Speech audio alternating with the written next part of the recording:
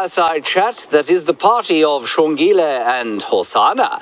They are 1 year old today. Hip, Look hip, at our hooray. lovely hats Happy that we are wearing.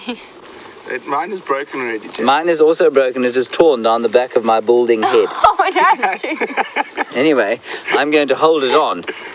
Anyway, there are elephants all over the place. Unfortunately, the leopards have not come to say hello to us.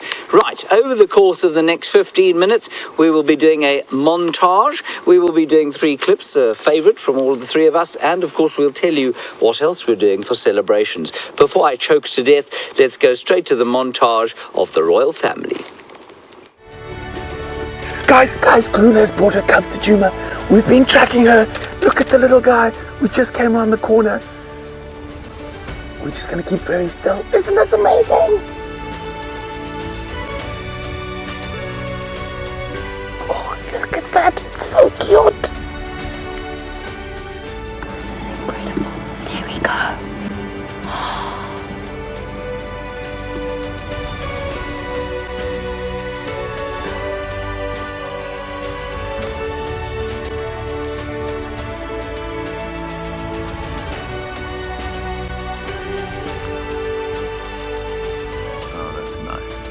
Isn't that sweet? How awesome is that?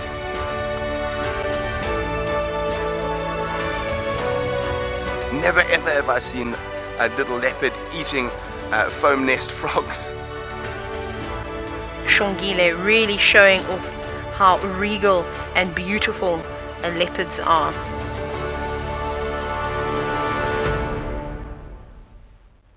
So there it is, a fantastic highlights package of a year well spent by Kruger and her 2 little cubs. Now, before we move on to the highlights package, I must tell you that the Kruger and, Xongile, Hosana trio, if you like, can be yours. Yes, indeed, they can be yours on a shirt. All you have to do is go to royalbirthday.wildearth.tv. That's royalbirthday.wildearth.tv, and if you order your t-shirt now before the 9th of February, you'll get one. If you order one after the 9th of February, you won't get one at all, because that is when the offer closes. Then also, we are offering the drawing is done by Graham Wallington himself, and there is a high resolution image that you can download. And if you go to that, link, if you go to the blog, you'll find the blog link, and that'll give you a link to how you can give a contribution if you would like that very high resolution picture of Kruger, Hosana and Xongile. And the point of that, of course, is that we are obviously trying to expand. We went to Kenya last year. We're hoping to do that again. We're hoping to go to Rwanda again. We're also hoping to head off, of course, to various other parts of Africa.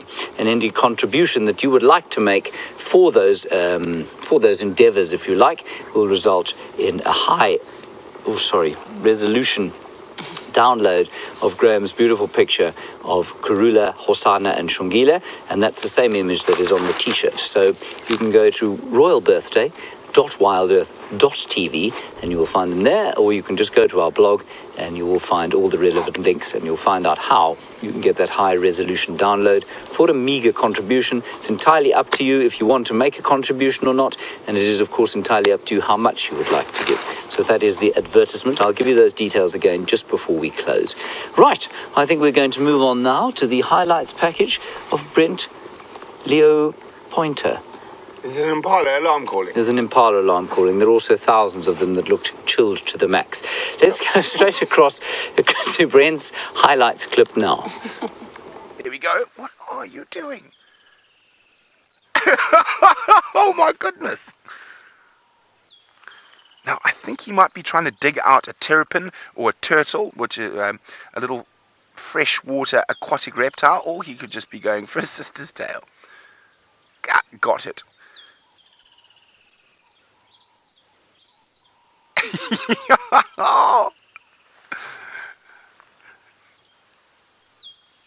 I've never seen a leopard so enthralled with water. I mean, you see hyenas, you see wild dogs go swim and play around in water. You don't see leopards do it. You really, really don't. Go. Wasn't that absolutely incredible? And he is the only little leopard I've ever seen do that in this part of the world. My hat is falling off. But I have seen leopards swim in other places. But it's such a wonder whether he started swimming because he grew up in a drought. He's not used to... I'm sure that's definitely what it is. He's not used to water, and of course this does pose a little bit of danger for him because of crocodiles. But luckily for him, there's not too many crocodiles in the northern Sabi sands. As long as he stays away from the Chitwa Dam, he should be okay. But it was incredible. I've never seen a leopard do that, and I was brought me to absolute almost tears of joy. It was absolutely, I nearly said a bad word, marvelous. Yes. Now, Brent, could you take us through the discovery of the cats?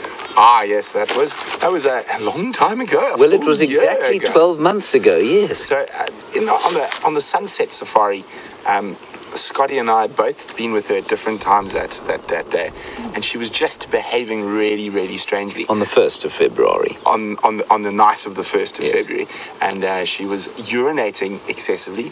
She kept coming in and out of this little cave that runs on the little river system that runs from Buffelshoek Dam to the Mawati. James is crying from smoke. I'm trying not to laugh at him. We know it's emotional, James. And she just kept repeatedly coming in and out of this little cave, and I was almost convinced that she might even just give birth that day while we're there. And the next morning we went there really quickly, and we popped down in there, and we were opposite her in the cave, and we just suddenly saw a little sausage, this tiny little leopard. Eyes were closed, it could barely crawl. And initially I didn't see two, I only saw one. Was it Xongile or Hosana? Well, I think they were both sausages, about the same size. I couldn't tell at the time.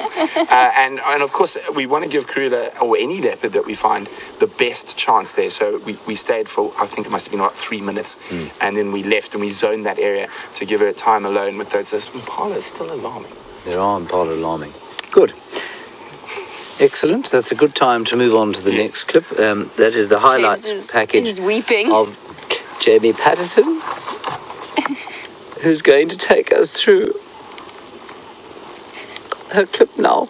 Please watch this and enjoy. But before you watch it, please note that if you are quite sensitive, now might be the time to just turn away for 30 seconds to a minute. Karula's just now pounced on a baby nyala that she's managed to catch. She snuck up on it. It's still alive, it is still fighting and still kicking, but unfortunately the poor little thing really doesn't stand a chance. Now look at this. Look at the behavior of the cub. It's coming in to try and help. Look, it's hissing at mom. It wants to try and help. And Karula knows. There we go, look at that. And she's left it. And this is how young leopard cubs learn. I think he's hissing at his sister.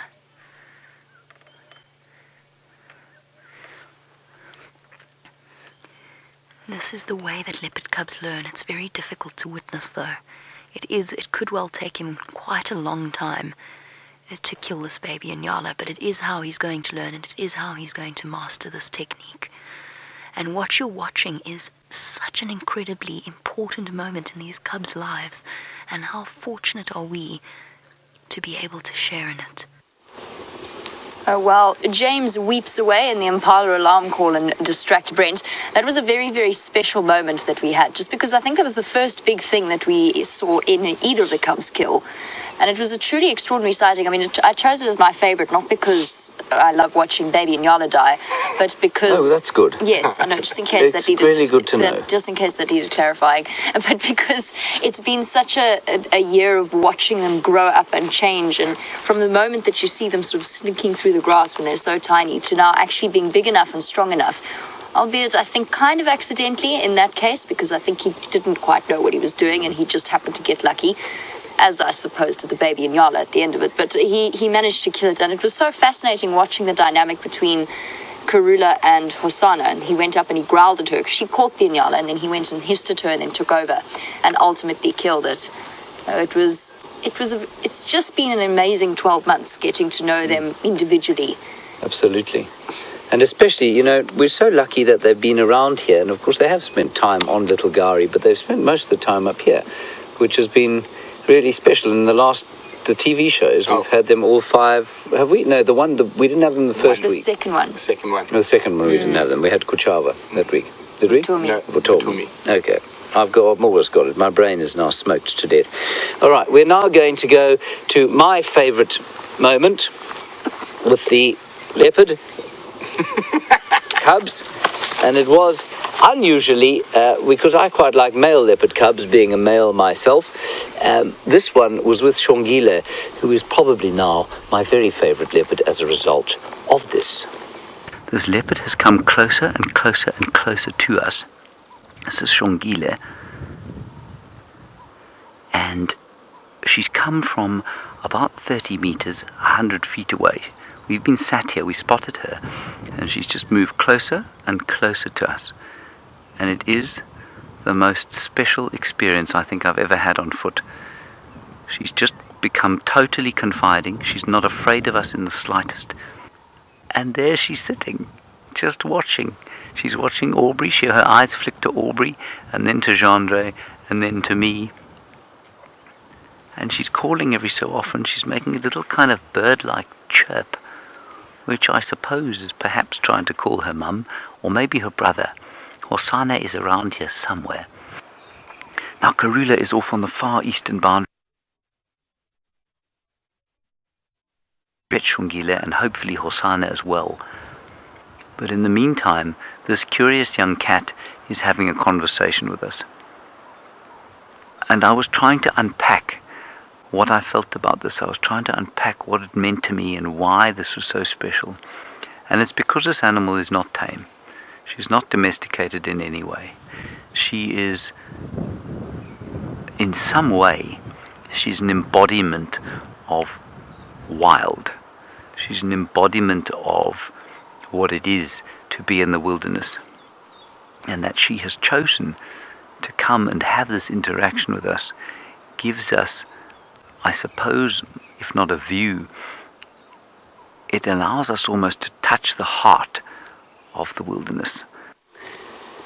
Right, so I've moved closer to Jamie, not because I feel necessarily closer to Jamie than I should, but because the smoke is just, well, too diabolical the other side. Wasn't that special? And I know that I said this to you probably at the very beginning when we first had those cubs. In fact, when we had Sindile and we didn't have Xongile and Hosana, I said to you that spending time on foot with young leopards is a very rare pleasure and a rare sort of period that you're able to do that with them when they're inquisitive like that, before they hit puberty and they start to lose that kind of inquisitiveness, and they start to lose almost that confiding nature. I hesitate to use the word trust, but they don't want to spend time with you like that. And I think we've all had experiences. You had experiences with Sindile for a long time. Yes, absolutely. No. Following along behind me when I went tracking him the one day. And it was such a surprise to turn around and see him. It was at first an unpleasant surprise, then it was a pleasant surprise. And when I turned around and he was 30 feet away from me. And your first time, the first time I saw them, you had found these guys on foot off Shibam Road. I did, yeah. I've been really lucky. I've actually spent a lot of time on foot. I think, and also Sam. It was his first ever. I took him on I remember that. It was his first ever leopard on foot. Yeah. Was those cubs. But my favourite is still when Hosana hissed at me on a kill. So I found the drag mark going into the drainage line off Elephant Carcass, and it was really thick, and I wasn't feeling that brave. So I went across, and I stood above, and I was directly above, and he didn't run away or anything. He just looked up at me and went, and then carried on eating, and then turned around, walked back, and got the car. No, they really are. They're amazing on foot. They're fantastic. And Quarantine as well was the first guy who followed me back to the car here when I first just started. All right, everybody, we're going to sing a happy birthday song now. It's in Xitsonga, and it is a well-known tune, so if you know it in English, feel free to sing it along with us. And the end will be awkward because, of course, there are two names at the end. Are you ready? We are ready. Of course. Now, please pay attention to Brent's beautiful singing voice. Goodness. O Korile Sesri, O Korile Sesri, O Korile, when I Xongile na Hosana, O Korile Sesri. Hip hip! Hip hip! Hooray! Hip hip! Hooray! We'll see you tomorrow at 05:30. Bye-bye.